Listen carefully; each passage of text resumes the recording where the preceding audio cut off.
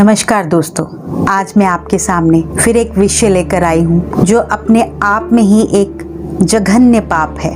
पाप से भी बढ़कर महापाप है। वो है आत्महत्या, आत्मदाह, अपने जीवन का अपने आप अंत करना, जिसे हम आत्महत्या कहते हैं। लोग आत्महत्या क्यों करते हैं? ये एक मानसिक स्थिति है जिसमें आदमी को लगता है कि उसके पास अब जीवन जीने की कोई उम्मीद बाकी नहीं। परंतु इसके जरूर कुछ कारण हो सकते हैं, जैसे कि सामाजिक कारण। सामाजिक कारण क्या हो सकते हैं? रिलेशनशिप, जिसमें अफेयर, एक्स्ट्रा मैरिटल अफेयर, शादीशुदा जिंदगी से संबंधित वजहें। इसके अलावा परिवार, मित्रों और जान पहचान वालों के साथ आने वाली दिक्कतें। आर्थिक कारणों में बिजनेस का डूबना, नौकरी छूटना, आय का साधन ना होना, कर्जे जैसी चीज़ें। मेडिकल कारणों में लाइलाज शारीरिक व मानसिक बीमारियां, गहरा डिप्रेशन, बोर्ड के रिजल्ट आने के बाद कई विद्यार्थी कम मार्क्स आने पर आत्महत्या करने जैसी तमाम वजहें हो सकती हैं। जी हाँ, आत्महत्या के पीछे ये सब कारण हो सकते हैं। आत्महत्या करने वाला हर व्यक्ति ऐसा कदम उठाने से पहले अपने आप के लोगों को कई तरह से प्रत्यक्ष और अप्रत्यक्ष सिग्नल या संकेत जरूर देता है। आत्महत्या वाला व्यक्ति ये जताता है कि वो जीवन जीना नहीं चाहता, वो जीवन में टूट गया है, क्योंकि कोई भी इंसान मरना नहीं चाहता। अपने जीवन का अंत करना इतना आसान नहीं। इंसान अपनी आखिरी सांस तक अपने जीवन के लिए लड़ता है, तो कोई इंसान कैसे अपने जीवन का अंत स्वयं कर सकता है? इंसान बेहद मजबूरी में अपने जीवन को खत्म करने का फैसला लेता है। कभी सोचा है आपने उस इंसान की मनोस्थिति क्या होती होगी जो अपने ही हाथों अपने जीवन को खत्म करने का सोचता है, जो सारा जीवन उस जीवन को बचाता रहता है और अपने ही हाथों उसे खत्म कर देता है? हर आत्महत्या करने वाला क्राई फॉर लास्ट हेल्प की तलाश में रहता है, एक उम्मीद में रहता है। वो चाहता है कि कोई उसकी आखिरी पुकार को सुने, उसके दिल के दर्द को जाने, उसके अंदर की दुविधा को पहचाने। अगर वक्त रहते किसी ने उसकी पुकार को सुनकर समझ लिया और मदद कर दी, तो आप एक जिंदगी को बचा सकते हैं। जी हाँ, आप वो जरिया बन सकते हैं जो किसी इंसान की जिंदगी को बचा ले। हालांकि इन संकेतों को पकड़ने के साथ साथ आपको उस व्यक्ति की मनोस्थिति, मनोव्यथा और गतिविधियों पर भी गौर करना होता है, क्योंकि ये गौर करना बहुत ज़रूरी है कि उस इंसान की ज़िंदगी में चल क्या रहा है। आखिर ज़िंदगी के प्रति अनिच्छा जताना, मरने की बात करना, अचानक बिना किसी प्रत्यक्ष कारण के अपनी ज़िंदगी के महत्वपूर्ण कामों को निपटाने लगना। आपने कई बार देखा होगा कि एक इंसान अचानक से जो बहुत अपने जीवन को पॉजिटिव तरीके से जी रहा है और उसमें एक अचानक एक बदलाव आता है, वो अचानक से ऐसी बातें करने लगता है जिनमें जीवन जीने की उम्मीद नहीं होती, अपने कामों को निपटाने लगता है, लोगों के बीच अचानक गुड बाय या अलविदा जैसे शब्दों का इस्तेमाल करने लगता है, ऐसे मैसेज भेजने लगता है, ऐसी मैसेजों को अपनी स्टेटस में डालने लगता है। इसी के साथ ही अपनी चीज़ों के प्रति विकृत का भाव दिखाने लगता है। अचानक कोई व्यक्ति बिना वजह अपनी सबसे प्यारी चीज़ किसी को भी यूँ दे दे, आपने देखा है? लेकिन ऐसा व्यक्ति जो जीने की तमन्ना छोड़ देता है, वो कुछ इसी तरह की हरकत करता है। मनपसंद कामों में रुचि ना होना, अपने पसंदीदा चीज़ों के प्रति अनिच्छा का भाव दिखाना, उनकी अनदेखी करना। जब व्यक्ति कोई ऐसे भाव दिखाने लगता है तो ऐसे व्यक्ति को आप जानकर उससे बात करें। जब कोई व्यक्ति ऐसे आपको भाव दिखाना शुरू करे तो आप उसे जान सकते हैं।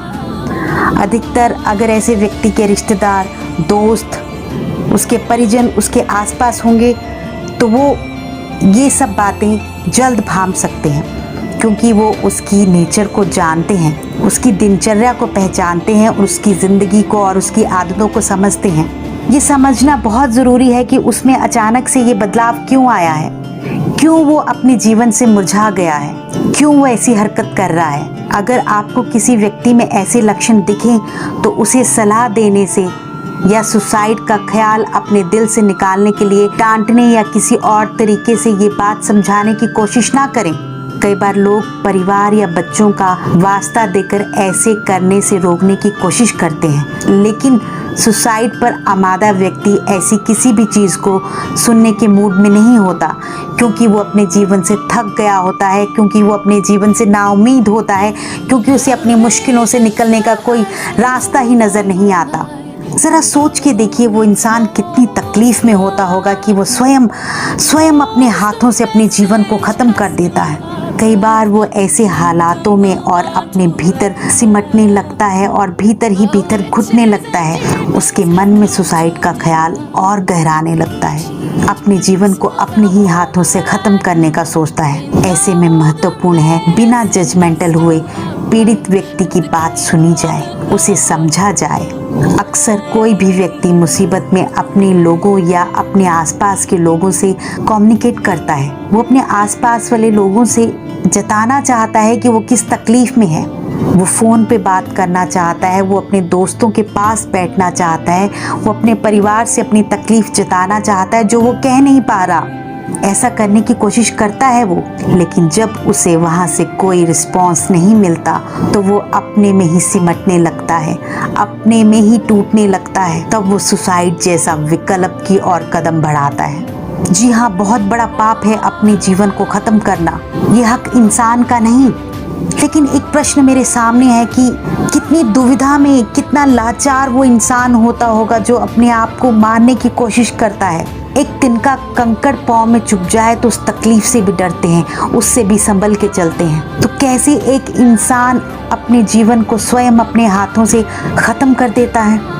अपनों के लिए वक्त निकालिए, खासकर अगर आप अपनों से प्यार करते हैं, आपके आसपास कोई परेशान व्यक्ति है या आप उसको महसूस करते हैं कि कोई अनजाना व्यक्ति परेशान है, तो उससे बात कीजिए। बात करते समय ध्यान रखें कि उससे ऐसी कोई बात या सवाल ना करें जिससे वो उत्तेजित हो, जिससे वो परेशान हो, जिससे वो आपसे बातचीत करने से पीछे हटे। पहले तो आपको उसका भरोसा जीतना है। उसका भरोसा जीतने की कोशिश कीजिए तो उसकी सच्ची मदद होगी। यदि आप ये कदम उठाएंगे तो उस इंसान की तकलीफ को जान पाएंगे, उसका सहारा बन पाएंगे। हो सकता है आपकी इस कोशिश से किसी इंसान को जीवन जीने की एक और राह मिल जाए। आत्महत्या की एक सबसे बड़ी वजह है डिप्रेशन। जी हाँ, डिप्रेशन। मनुष्य जब डिप्रेशन की ओर बढ़ता है तो शायद उसको कोई रास्ता नज़र ही नहीं आता, कोई उम्मीद नज़र ही नहीं आती।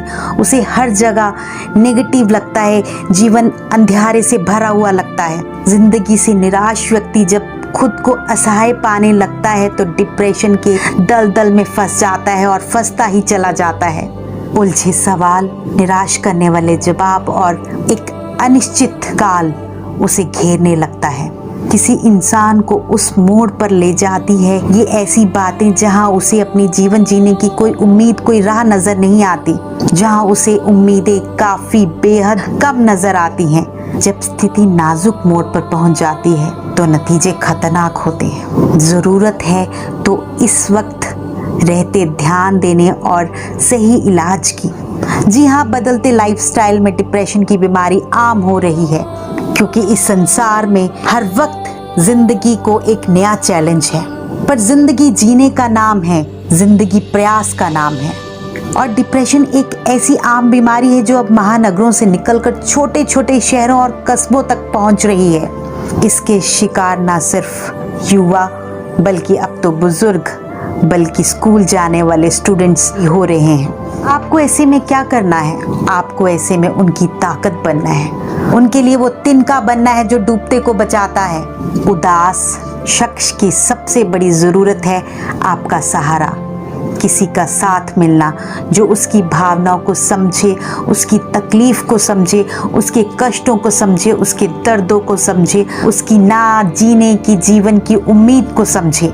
इससे बड़ी ज़रूरत है बीमार को दोबारा जीने की इच्छा शक्ति देना। आत्महत्या एक तरह की बीमारी है जिसमें आपकी मनोस्थिति बिल्कुल नेगेटिव हो जाती है।